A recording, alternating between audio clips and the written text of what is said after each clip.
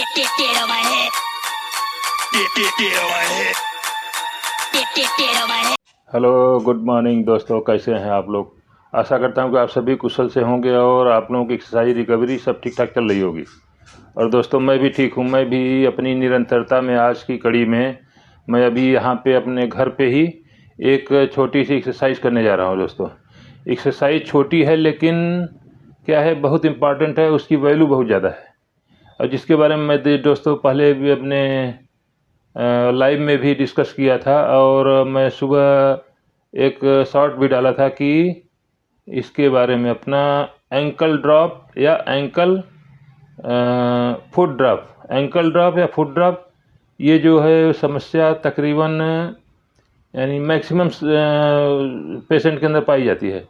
तो उस foot drop और एंकल ड्रॉप के बारे में दोस्तों, ये किस कारण से होता है कि एंकल की जो मसल्स होती हैं वो मसल्स जो वीक हो जाती हैं और वो जो है ठीक तरह से काम नहीं कर पाती हैं, वहाँ तक जो हमारे ब्रेन से सिग्नल नहीं पहुँच पाता है।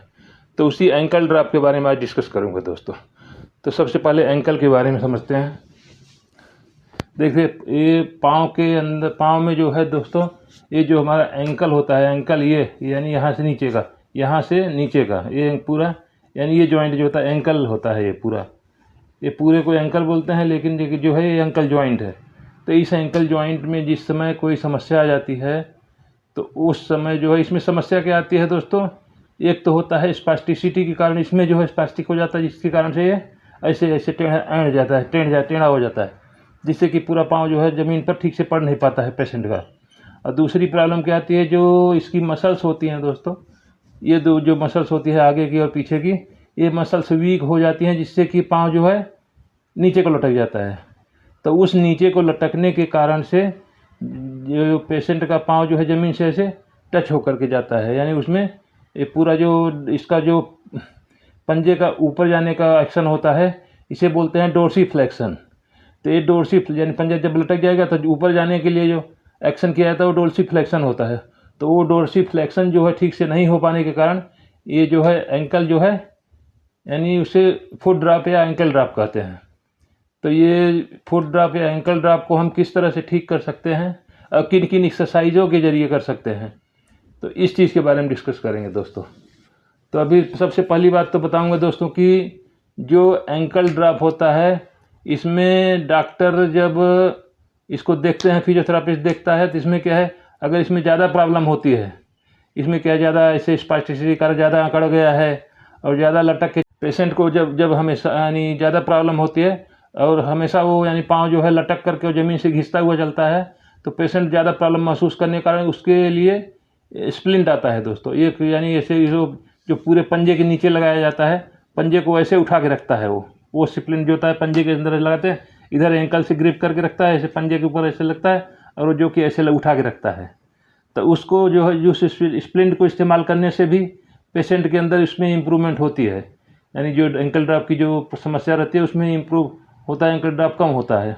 और दूसरी सबसे बड़ी चीज़ है इसमें क्या है दोस्तों कि एंकल ड्रॉप के लिए एक्सरसाइज, जितनी एक्सरसाइज करेगा पेशेंट उतनी मसल्स में, इसमें जो मसल्स हैं यहाँ की, इसमें ताकत आएगी और जो है पंजे को जो है ज़्यादा कर सकेगा, यानी ज़्यादा उठा करके उसका डोर्सीफ्लेक्शन ज़्यादा होगा और पंजे को उठा करके चलेगा वो, यानी डोर्सीफ्लेक्शन जब होगा तो पंजे को ऐसे उठाएगा फिर आगे बढ़ाएगा पाँव को।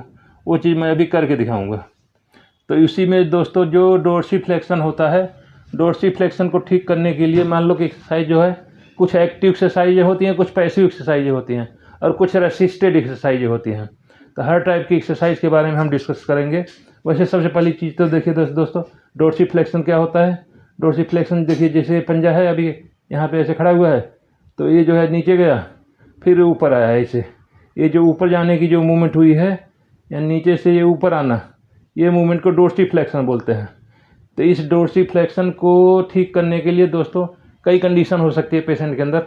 जैसे कोई अगर पेशेंट को ज़्यादा अगर स्पास्टिसिटी है तो पंजा क्या है कि ऐसे ऐंठा रहेगा, ऐसे इस तरह से खड़ा रहेगा और जो है वो जो है पंजा ऐसे लटक करके चलेगा, वो जो कि ज़मीन से जा कर के टच होकर के चलेगा। तो वैसे समय में जो है डोर्सीफ्लेक्शन की जो हमारे एंकल की जो यानी जो यहाँ पे जो यानी अकड़न है, जो यहाँ पे ज़्यादा टाइटनेस हो जाती है, स्पास्टिसिटी हो जाती है पंजे के अंदर, तो उस चीज़ को दूर करने के लिए दोस्तों क्या करना चाहिए कि अपना एक तो पहली एक्सरसाइज देखिए बता रहा हूँ दोस्तों कि कोई स्टिक से कर सकते हैं। जैसे अगर ये पंजा हमारा ऐसे इस तरह से रहता है, ऊपर को नहीं आता है, तो यहाँ पे जो है पंजे इसको स्टिक को फंसा करके ऐसे फंसा करके यहाँ से और इसको जो है इस अपनी तरफ खींचो। अपनी तरफ जब खींचेंगे तो ये पंजा जो है पीछे की तरफ आएगा। तो पंजा पीछे आएगा तो डोर्सिफ्लेक्शन की जो अकड़न वहाँ पे जो स्पास्टिक हो रखा है वो जो है यहाँ से खुलेगा। फिर इसको छोड़ो, फिर इसको जो है ऐसे करके फिर इस तरफ अपनी तरफ खींचो। तो पहली एक्सरसाइज दोस्तों ये स्टिक के जरिए ऐसे जो है अपनी तरफ खींचो, जिससे कि यानी जब खींचेंगे हम तो देखिए क्या रिएक्शन इसमें होगा। जब हम अपनी तरफ खींचेंगे तो ये खींचने से ऐसे यानी ये पंजा जो है ऊपर की तरफ जाएगा, जिससे कि ये डोर्सिफ्लेक्शन का एक्शन जो है बढ़ेगा। इसी में दोस्तों मान लो कि अगर आपके पास स्टिक नहीं है तो कोई गमछा या तौलिया लेकर के इस तरह से करो। यानी दूसरी एक्सरसाइज के लिए ये मैं बता रहा हूँ। यानी इस तरह से जो है ऐसे गमछा या तौलिया लेकर के इस तरह से इसमें पैर में फंसाओ, ऐसे पैर में अंदर पैर के यानी पूरे ऐसे पैर में यहाँ पे फंसाओ, ऐसे फंसा करके देखिए इस तरह से, यानी ये यहाँ पे बराबर कर लिया और इस तरह से ऐसे इसको यहाँ पे फंसा दो। यहाँ पे फंसने के बाद में ऐसे करके दोस्तों यहाँ से फिर इसको अपने टॉवल को खींचो। अपनी तरफ खींचोगे तो ये क्या है कि पंजा जो है अपनी तरफ आएगा और फिर इसको ढीला कर दो, छोड़ दो, फिर जो है अपनी तरफ खींचो। अगर कितना भी स्पास्टिक हुआ हो, कितना भी अकड़न होगी, इस तरह से खींच करके आप एक्सरसाइज करोगे। यहाँ पे खींचने के बाद में यहाँ पे 10 सेकंड के लिए होल्ड रखो, 10 सेकंड 20 सेकंड के लिए होल्ड रखो, फिर जो है छोड़ो। फिर जो है इस तरह से खींचो, इस तरह से फिर छोड़ो, इस तरह से फिर खींचो। अब इसमें देखिए दोस्तों कितना डोर्सिफ्लेक्शन में कितना फ़र्क पड़ता है। यानी जितना ये अकड़न रहती है पूरा खींच करके अपने ताकत के साथ अपने सही वाले हाथ से खींचो। अपने आप नहीं खींच सकते हो तो घर के किसी केयर टेकर को लगाओ, यानी जो आपके घर वाले हैं किसी फैमिली मेम्बर को लगाओ। इस तरह से खींच करके इसको डोर्सिफ्लेक्शन को बढ़ाना है और इसको भी अपने अफेक्टेड हैंड को भी इस्तेमाल करना है। इसलिए तरह से देखिए अभी इधर दिखाई दे रहा है, इस तरह जो है अपनी तरफ खींचोगे ऐसे, इस तरह से अपनी तरफ खींचोगे ऐसे होगा। फिर जो है जाने दो इसको पीछे अपनी जगह पे, फिर इसको खींचो इधर, फिर इस तरह से खींचो। इस तरह से दोस्तों ये एक्सरसाइज नंबर 2 हो गई। पहली एक्सरसाइज हो गई स्टिक के साथ में। अब स्टिक अगर नहीं मिलती है तो दूसरे इसी को यानी कोई कपड़ा या कोई टॉवल बांध करके इस तरह से अपनी तरफ खींचना चाहिए अपने पाँव को। इस तरह से खींचने की आपके डोर्सिफ्लेक्शन को यानी मजबूती में डोर्सिफ्लेक्शन खुलेगा। तो इस तरह से एक्सरसाइज नंबर 2 हो गई दोस्तों। अब इसी में दोस्तों क्या होता है कि ये तो हो गया यानी मान ले पैसिव हो गया, यानी किसी चीज़ के ज़रिए हम खींच रहे हैं। तो इसी में एक्टिव एक्सरसाइज करने के लिए आपके पाँव में अगर थोड़ी बहुत भी ताकत है, तो देखिए एक्टिव एक्सरसाइज माने कि जो पाँव के जरिए अपने आप से कर सको। अभी देखिए मेरे में कुछ ताकत है तो मैं ऐसे करके ऐसे करो, ऐसे करके ये हो जाएगी आपकी एक्टिव एक्सरसाइज। यानी इसमें जो है आपके ब्रेन से और आपकी मसल्स से खुद का एफर्ट लग रहा है। इसमें कोई सपोर्ट नहीं ले रहे हो आप, इसमें कोई सपोर्ट नहीं ले रहे। देखा ऐसे किया, फिर जो है पीछे की तरफ ऐसे किया, इस तरह से किया, इस तरह से किया। इस तरह से एक्सरसाइज है दोस्तों, ये भी एक्सरसाइज करना चाहिए जो कि एक्टिव। इसमें जो है थोड़ी एक्सरसाइज यानी थोड़ी सी भी मूवमेंट आपके पाँव में है तो आज थोड़ा हिल रहा है, कल को ज़्यादा बढ़ेगा। इसलिए जो है इसको ये जो है खुद का जो एफर्ट लगा करके जो एक्टिव मूवमेंट किया जाता है, एक्टिव एक्सरसाइज किया जाता है। पैसिव में तो मान लो कि इसमें आपने अपने हाथ से जोड़ लगा करके किया। अब इसी को पैसिव करने के लिए अगर जो पेशेंट एक्टिव नहीं कर पाते हैं तो इसको पैसिव करना है। ऐसे हाथ को पकड़ो इस तरह से पंजे को और इस तरह जो है इस तरह से ले जाओ और इस तरह ले जाओ। कोई भी पेशेंट हो, न्यूली पेशेंट हो या पुराने पेशेंट हो, कोई भी जो है अपने हाथ से लगा करके ऐसे इसको करो। जैसे मैं यानी उसको एक्सरसाइज को स्टिक से और उससे टॉवल से किया, वैसे इसको हाथ से पकड़ कर सकते हैं। हाथ से इस तरह एक्सरसाइज करके इसको जो है अपने हाथ से ही दोनों तरफ रोटेशन भी करो, चारों तरफ से इसका रोटेट हो करके इसका मसल्स खुल जाएगी। इसलिए एक्सरसाइज जो अपनी ये जो एक्टिव अगर नहीं हो पाती है, पैसिव एक्सरसाइज इस तरह से करनी चाहिए दोस्तों। यानी इस तरह से अपने पंजे को ऊपर ले जाओ, नीचे ले जाओ, इस तरह से पंजे को ऊपर ले जाओ, नीचे ले जाओ। इस तरह से आप कहीं भी बैठे हो, 10 मिनट 5 मिनट कहीं बैठे, पाँव ऊपर करके अपना इस तरह से करो, घुमाओ इसको। इस तरह से घुमाओगे, इस तरह से करोगे तो आपके पाँव में ये जो है आपका डोर्सिफ्लेक्शन जो है इस तरह से खुलेगा। अभी देखो और जैसे ही खुलेगा आपको महसूस होगा कि आपका मूवमेंट बढ़ रहा है, क्योंकि ये सब स्टिफ रहती हैं और इसमें मसल में ताकत नहीं होती है। जैसे जैसे ताकत आएगी वैसे वैसे जो है आपका इस तरह से बढ़ता जाएगा वो डोर्सिफ्लेक्शन। डोर्सिफ्लेक्शन बढ़ाना बहुत ज़रूरी है। ये जो एक्शन हो रहा है पंजे के ऊपर से नीचे, ये डोर्सिफ्लेक्शन होता है। तो डोर्सिफ्लेक्शन जब तक मूवमेंट, क्योंकि देखिए जब पंजा जब एक आदमी वॉक करता है, वॉकिंग करने लगता है, तो उसमें क्या है, जब पाँव को आगे बढ़ाता है तो पंजे को इस तरह से उठाएगा, उठा करके आगे रखेगा, तभी जा करके यानी आगे बढ़ेगा, नहीं तो क्या है पंजा जो है ज़मीन में लग जाएगा अगर लटका रहेगा। तो इस तरह से डोर्सिफ्लेक्शन की एक्सरसाइज बहुत ज़रूरी है दोस्तों। तो ये हो गया तो एक्सरसाइज, यानी मैं जो एक्सरसाइज की टाइप बताया दोस्तों, एक तो एक्टिव एक्सरसाइज बताया जो कि खुद पेशेंट करे एक्शन करके, और दूसरा पैसिव एक्सरसाइज जो कि पेशेंट दूसरे हाथ से ताकत लगा करके या कोई केयर टेकर कराए उसको हाथ से पकड़ करके ऐसे कराए, तो ये हो जाए पैसिव एक्सरसाइज। तो पैसिव तो फिजियोथेरापी भी कराता है, लेकिन सबसे बेटर है कि आपके अंदर एक्टिव एक्सरसाइज करने की मसल्स में ताकत आनी चाहिए।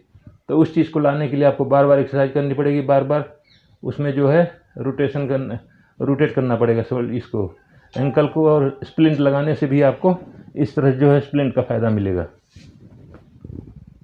तो इसी में दोस्तों हो गया अभी, यानी डोर्सिफ्लेक्शन हो गया, पैसिव एक्सरसाइज हो गई, एक्टिव एक्सरसाइज हो गई। अभी जो है जरा असिस्टेड पैसिव एक्सरसाइज दोस्तों। और असिस्टेड मीन्स कहने मतलब इसको रसिस्ट करके, अब इसी पाँव को मान लो दोस्तों कि जो हम रसिस्टेड पैसिव एक्सरसाइज रसिस्टेड करने से क्या है कि इसको पंजे को रसिस्ट करके हम पीछे की तरफ जब ले जाएंगे तो इसमें क्या है कि ताकत बढ़ेगी, जो स्ट्रेंथनिंग होगी इसकी। अभी मान लो इस तरह से मैं रबर बैंड लगा लिया, अब इसी रबर बैंड को लगा करके जब हम ऐसे करेंगे तो इसमें क्या है कि ताकत ज़्यादा लग रही है अभी, तो इस ताकत लगने से रसिस्टेड एक्सरसाइज होगी, और जो हमारा एंकल की यानी एंकल की ताकत है दोबारा वापस आएगी। दोबारा वापस लाने के लिए ताकत को इस तरह से एक्टिव पैसिव एक्सरसाइज करो पहले, फिर एक्टिव एक्सरसाइज करो, फिर रसिस्टेड एक्सरसाइज करो। रसिस्टेड एक्सरसाइज करने से आपके यानी एंकल की ताकत ज़्यादा बढ़ेगी। तो ये सब एक्सरसाइजें करने से ही दोस्तों जो है एक पेशेंट की जो है एक पेशेंट के लिए उसकी रिकवरी संभव होती है। तो एक्सरसाइज करते करते ही जा कर के हमें इसमें सफलता मिलेगी। इस तरह से रेसिस्टेड एक्सरसाइज रबर बैंड लगा कर करना चाहिए दोस्तों। इसमें क्या है कि आप देखो खींच रखे हो और पंजे को जो वो नीचे ले जाओगे उसमें ताकत ज़्यादा लगाना पड़ेगा। तो ज़्यादा ताकत लगाने के लिए अभी देखिए इस तरह से ऐसे ऐसे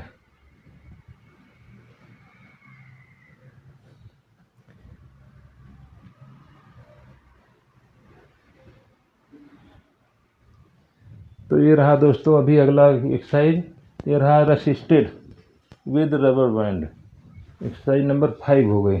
अब इसके अलावा दोस्तों देखिए, इसके अलावा आप जो है सिंगल लेग स्टैंडिंग कर सकते हैं।